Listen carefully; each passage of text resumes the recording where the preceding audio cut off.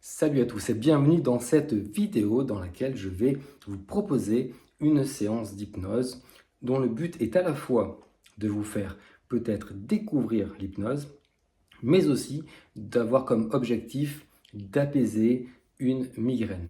J'aime beaucoup ce thème, c'est un des premiers thèmes que je souhaitais aborder dans mon défi disponible sur mon site. La migraine, eh bien, j'ai envie d'en parler, j'ai envie de l'étudier encore plus en profondeur parce que depuis tout petit, je suis moi-même sujet aux migraines. En fait, je me souviens depuis que je suis tout petit, je me souviens pas un moment dans ma vie où je n'ai pas eu une migraine. J'ai l'impression que ça a toujours été. Et donc évidemment, je cherchais des solutions pour justement lutter contre ça. Et la migraine, pour certaines personnes, ça peut vraiment paraître anodin, genre on se plaint pour rien, c'est pas très grave, mais vraiment c'est une pathologie qui est, à mon sens, très handicapante.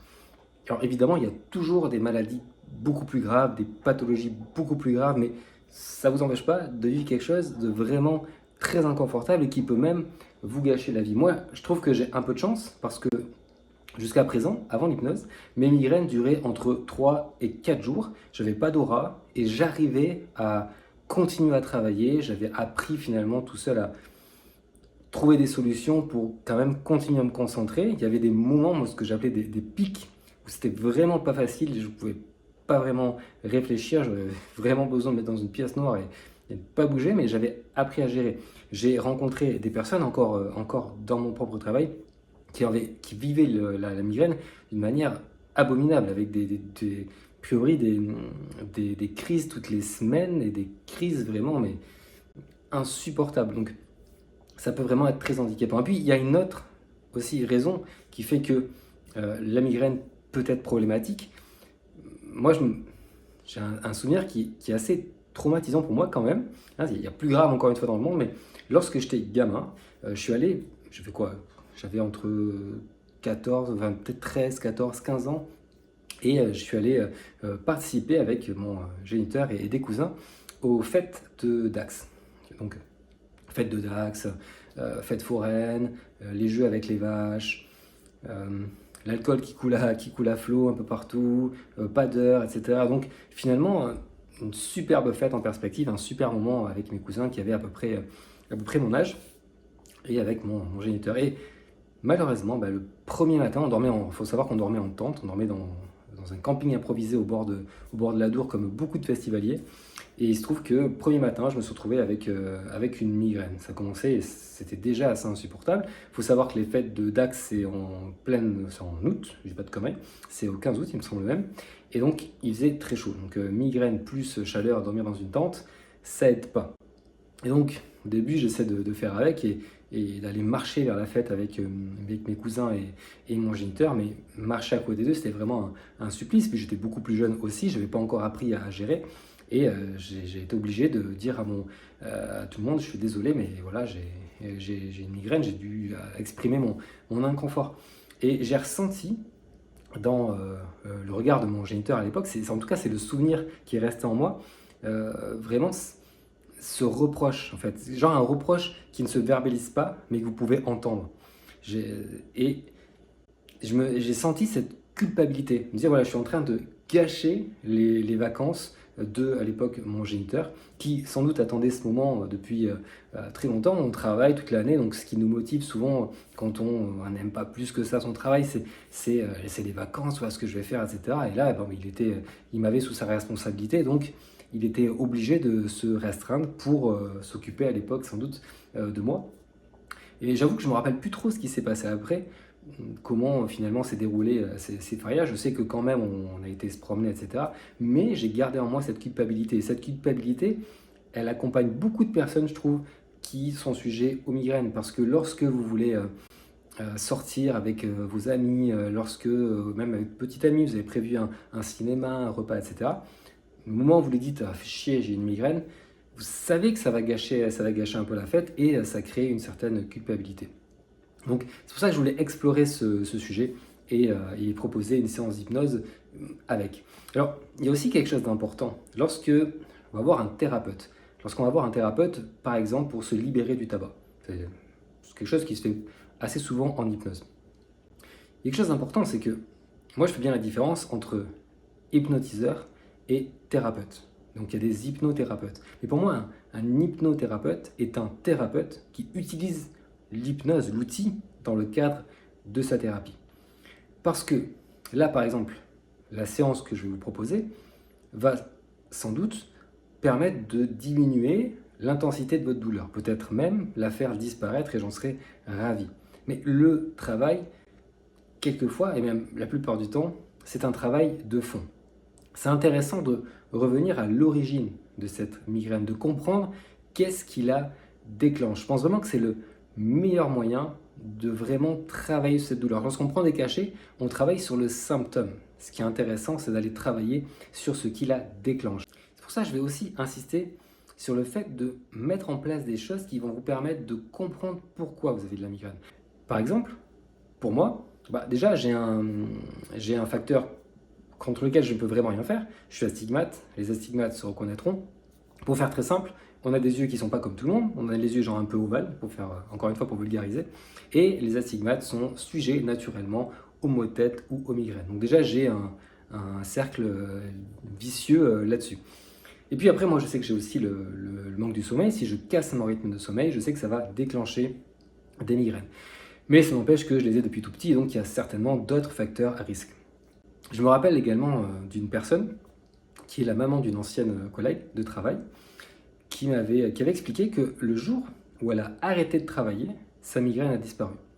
Donc là, il faut comprendre que la douleur est un message qu'envoie, encore une fois, votre inconscient pour vous dire, voilà, là il y a un problème, il y a quelque chose qui ne va pas, il va falloir mettre quelque chose en place pour éliminer ce qui ne va pas, et ainsi, la douleur, le message pourra disparaître. Là, en l'occurrence, c'est a priori le travail, ça ne fonctionnait pas pour cette personne. Le jour où elle a arrêté de travailler, ses migraines ont totalement disparu. Je trouve ça dingue parce que la migraine lui a gâché la vie quand même. Enfin, lui a gâché une bonne partie de sa vie. Bon, après, on est d'accord, encore une fois, ce n'est pas des maladies graves non plus, mais ça gâche quand même des moments de vie. Et la problématique était le travail. Donc, peut-être qu'il aurait fallu, mais déjà il fallait le savoir, il n'y a pas à culpabiliser, c'est pas simple non plus, mais peut-être qu'il aurait fallu mettre en place quelque chose pour tout simplement changer de travail quand cela était encore possible. Vous pouvez aussi par exemple lister ce que vous mangez. Lorsqu'on veut combattre, lorsqu'on veut se libérer d'une pathologie vraiment aussi problématique notamment que la migraine, eh bien, il faut mettre en place des choses, il faut passer à l'action. Il y a une action relativement simple et avec laquelle il faut être rigoureuse, c'est de noter tous les jours, vous dites si j'ai des migraines tous les mois, eh bien, pendant un mois, je vais noter tout ce que je mange pour voir s'il y a une corrélation entre ce que vous mangez et le déclenchement de vos douleurs, parce qu'on sait aujourd'hui que certains aliments peuvent provoquer des maux de tête et des migraines. Donc c'est une action assez simple, gratuite à mettre en place. Listez ça tous les jours, chaque fois, tout ce que vous mangez, tout ce que vous buvez. Et après un mois, après 2 mois, après 3 mois, essayez de constater la corrélation entre ce que vous mangez et éventuellement, potentiellement, vos migraines. Et quand je parle vraiment de travailler à la source, ça s'applique vraiment dans tous les domaines. J'avais discuté avec une personne qui souhaitait se libérer du tabac. J'en parlais tout à l'heure. Souvent, l'intention de se libérer du tabac, et là on parle d'une addiction quand même, une addiction c'est puissant. Se libérer du tabac, c'est souvent pour faire plaisir aux autres. Parce que la société nous dit c'est pas bon pour la santé, parce que nos proches nous disent c'est pas bien de fumer, etc. Donc, ce qui compte finalement, c'est que la volonté, elle vient de soi-même. Quelle est l'intention? Qu'est-ce qui vous donne cette volonté de vous libérer de ce que vous êtes en train de vivre? Dans le cadre de cette personne, les freins étaient absolument dingues. C'est pour ça qu'il faut vraiment réfléchir, prendre le temps de noter. Cette personne souhaitait se libérer du tabac pour faire plaisir à ses enfants. Enfin, il avait conscience que finalement, il prenait des risques. Après, c'est discutable avec sa santé en fumant. Et pour finalement faire plaisir à ses enfants, pour montrer l'exemple, il voulait se libérer du tabac. Mais il faut savoir qu'il était vraiment très gros fumeur. Et un de ses freins était que il avait peur de devenir un gros con. C'est exactement ça. Il avait cette image de personnes qui choisissaient d'arrêter de fumer et qui devenaient chiants au quotidien. Un peu comme ces personnes qui, tout à coup, souhaitent ne plus manger de viande. Et je peux en parler parce que j'ai tenté cette expérience. et qui deviennent vraiment relous, qui vont faire des reproches sur votre propre manière de consommer. Et heureusement, ce n'est pas le cas de tout le monde, hein. Et en ce qui me concerne, j'ai jamais, je pense pas avoir fait chier mon entourage en me disant ah c'est pas bien, tu manges de la viande quoi. Non, c'est une volonté personnelle. Ben lui, il avait certainement côtoyé des personnes qui vraiment reprochaient aux autres de fumer parce que lui-même avait arrêté de fumer, et donc il avait peur de devenir cette personne-là. C'est dingue, il pensait devenir une autre personne. Et c'est assez cohérent parce que lorsque vous êtes fumeur, vous êtes cette personne qui fume. Ça fait partie de votre personnalité. Lorsque vous devenez non-fumeur, vous êtes une nouvelle personne. Et vous pouvez avoir la crainte de devenir cette nouvelle personne. Lorsque vous êtes migraineux, peut-être que vous commencez à voir où je veux en venir. Vous êtes cet ami, ce frère, ce mari, cette femme, migraineux, migraineuse. Lorsque vous n'êtes plus migraineux ou migraineuse, vous n'êtes plus la personne d'avant. C'est important aussi de comprendre ça. Vous allez être une nouvelle personne, une personne qui n'a plus les migraines. Un exemple vraiment tout bête, et heureusement tout le monde ne fait pas ça, mais on peut aussi, quand on est migraineux ou migraineuse, se servir de ça. On n'a pas envie d'aller à une soirée. Ah, je suis désolé, mais vous savez, j'ai des migraines et là j'ai une grosse migraine, je ne pourrai pas venir ce soir. Et vous allez vous servir de cette excuse pour ne pas venir. Vous ne pourrez plus vous servir de cette excuse parce que vous êtes libéré de la migraine. Bon là, c'est con ce que je dis, je le sais, j'en suis conscient, c'est pas tout le monde qui va faire ça. C'est simplement pour imager le propos. Mais le fait est que c'est intéressant de visualiser la personne que vous allez devenir lorsque vous allez vous libérer d'une addiction, d'une pathologie. Et ainsi, peut-être même le noter sur une feuille. Et donc, pour cette personne qui avait peur de devenir un gros con parce qu'il se libérait du tabac, eh bien, il fallait prendre le temps d'en parler. Ok, mais pourquoi, toi, tu serais un gros con? Si tu n'as pas envie de devenir un gros con, eh bien, on va faire en sorte que tu ne deviennes pas cette personne-là. Tu veux simplement être la même personne, libérée du tabac. Il y a un dernier point qui est assez puissant lorsqu'on veut se libérer de quelque chose dans notre vie, c'est de bien comprendre que le corps, l'inconscient, ça peut paraître spirituel, mais c'est assez scientifique finalement. Le corps a des difficultés avec le vide. Lorsque vous vous libérez de quelque chose, vous videz quelque chose. Et ce vide, il faut le remplacer. C'est vraiment... il suffit de penser aux personnes qui se libèrent du tabac. Une des peurs que l'on a lorsqu'on veut se libérer d'une addiction au tabac est de prendre du poids. Comme si le fait d'arrêter soudainement de fumer avait comme conséquence de prendre du poids. Alors que quand même, dans la très grande majorité des cas, si on prend du poids après avoir arrêté de fumer, c'est parce qu'on remplace la cigarette par la bouffe. Et encore une fois, pas de jugement, c'est normal. Le tabac, même si on sait que fumer, c'est pas bien pour la santé, ou alors qu'on a des raisons de le faire qui nous sont propres, ça reste un plaisir pour beaucoup de gens. Et donc, il va falloir remplacer ce plaisir. Très souvent, c'est la bouffe. Donc peut-être se dire, je vais remplacer le tabac par un plaisir qui ne soit pas la bouffe. Donc, très simplement, par exemple, ça pourrait être de boire de l'eau. Ça serait super. Mais ça pourrait être d'aller faire du sport. Ça pourrait être d'aller à la mer si vous avez la chance d'habiter à côté de la mer. Enfin, trouver simplement ce qui va remplacer ça. Donc, pour la migraine, c'est la même chose. Vous n'êtes plus migraineux. Ok, qu'est-ce que vous êtes à la place? Donc, visualisez ce qui va remplacer ça. Vous allez être cette personne qui n'a plus la migraine et donc qui peut prévoir des week-ends avec ses amis, prévoir des week-ends avec sa femme, ses petits amis, etc. Devenez cette personne-là, vous devenez cette personne fiable. Parce que peut-être que lorsque vous êtes très migraineux, très migraineuse, et c'est vraiment quand même pas mal mon cas, peut-être que vos proches ont peur de dire ah, il va nous sortir ou elle va nous sortir qu'il ou elle a migraine, et ça se trouve, il va annuler au dernier moment. Pareil pour vos proches. Je ne dis pas que c'est le cas pour tout le monde. Je mets en avant une raison, hein, une classe d'individus. Vous allez devenir cette personne qui est fiable, qui pourra tenir ses engagements, parce que cette personne s'est libérée de la migraine. Puis il y a un dernier point, là je vais vraiment parler de de l'hypnose. Pour moi, l'hypnose m'a fait beaucoup de bien, je l'explique dans l'article disponible sur mon site web.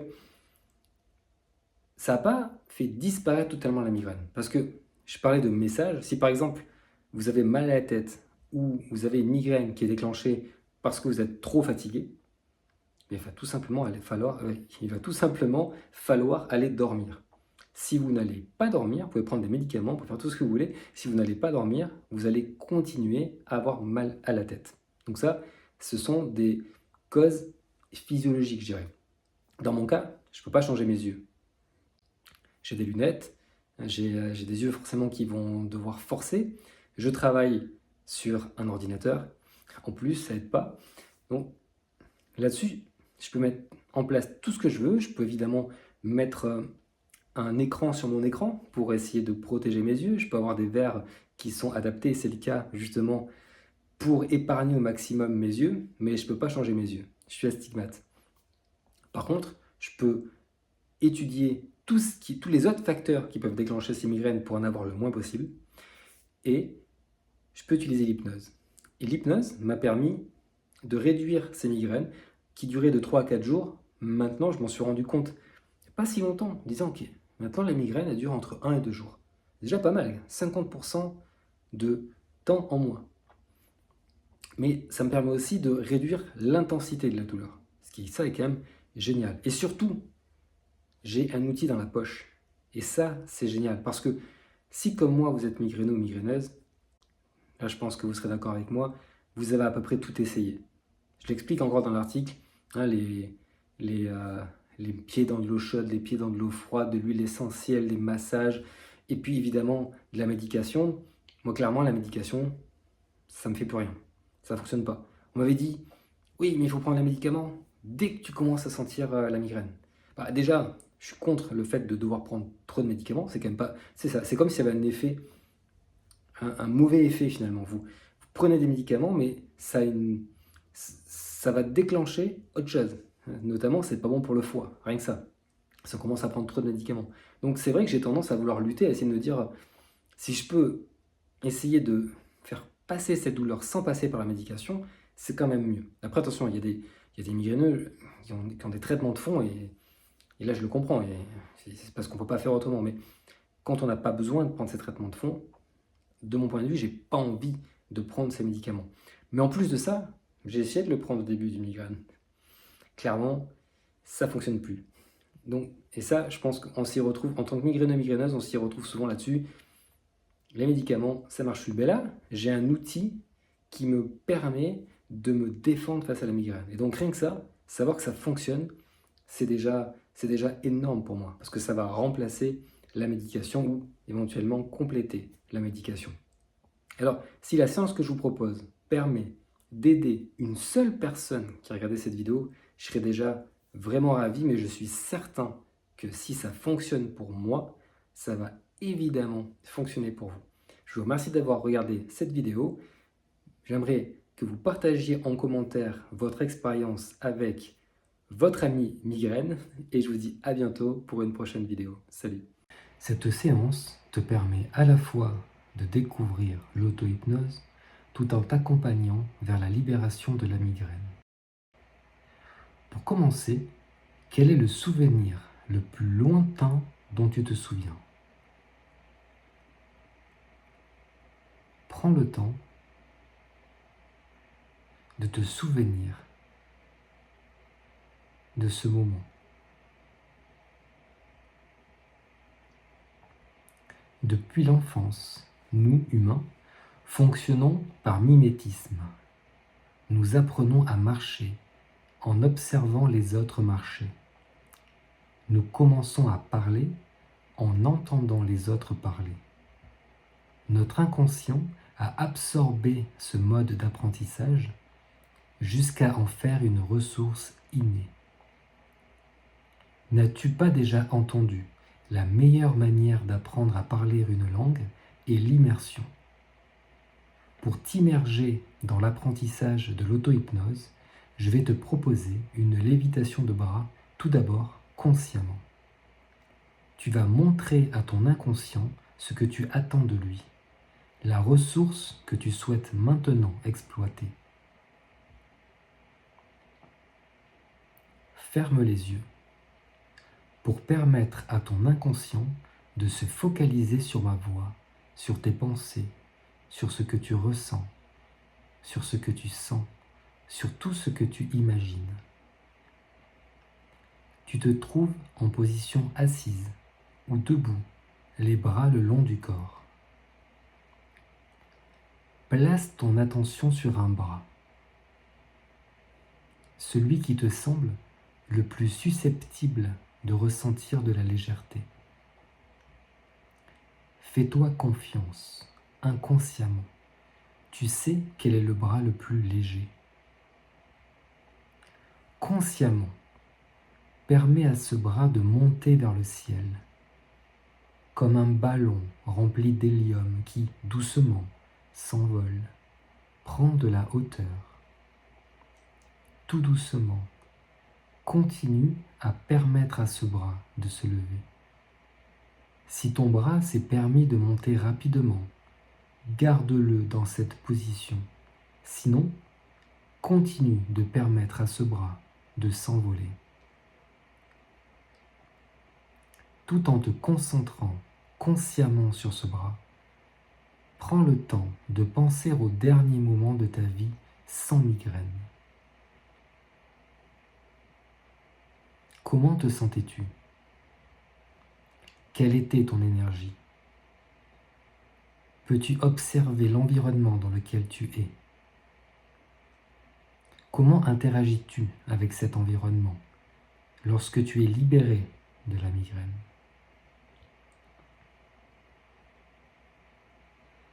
Lorsque tu as pris le temps de bien ancrer ce souvenir de bien-être en toi, lorsque cela est suffisant,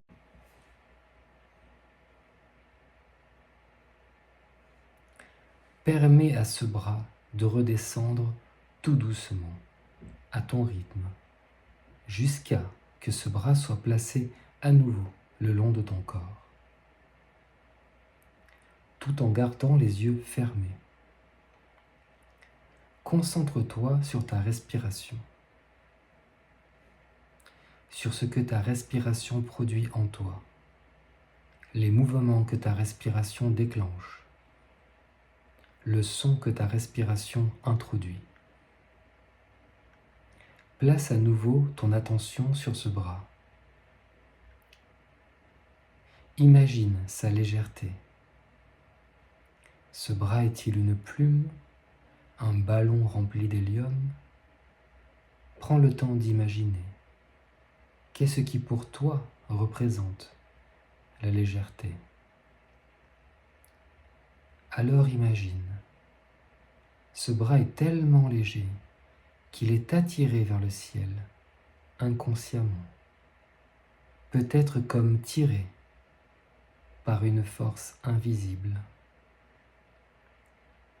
Souvent, il est possible d'identifier des micro-mouvements, des nerfs, des muscles qui s'activent inconsciemment, une sensation d'engourdissement, des picotements. Focalise ton conscient sur ce qu'il se passe inconsciemment. Ton inconscient sait ce que tu entends de lui. Légèreté, libération, bien-être, ce moment de bien-être. Ton inconscient connaît ce moment. C'est ton inconscient qui a archivé ce souvenir, cette ressource. Alors, le bras se lève, doucement, rapidement. Alors imagine, la migraine s'envole. Plus le bras se lève, et plus la migraine s'envole. Dissociée, une migraine dissociée. Elle s'envole hors de conscience. Quand inconsciemment, le bras s'envole. Imagine, visualise comme elle s'envole aussi loin qu'un ballon rempli d'hélium disparaît. Lorsque tu lâches la ficelle qui le retient, Ce bras qui montre le souvenir de bien-être, cet état libéré, inconscient. Le bras, avec légèreté, désigne la destination, cet état de bien-être, l'énergie qui remplit ce qui s'est envolé.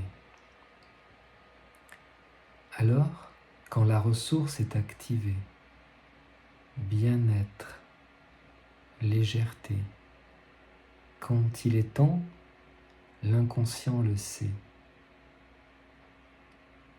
Le bras peut doucement redescendre au conscient, petit à petit. Plus le bras descend, plus l'énergie emplit. Cela peut être agréable de constater un bras descendre. La légèreté s'est envolée, laissant place à la ressource, à l'état, libération, bien-être. Lorsque le bras est à nouveau positionné le long du corps, alors consciemment, tu peux commencer à bouger tes doigts, ta main, ton bras. Profiter de l'énergie, revenir au conscient tout en remerciant l'inconscient. Y revenir au besoin, disponible, un outil rassurant, gardé au chaud dans une poche inconsciente. Alors tu peux, quand tu le souhaites, fermer les yeux, visualiser ce bras, ce moment, et laisser à nouveau la légèreté s'envoler.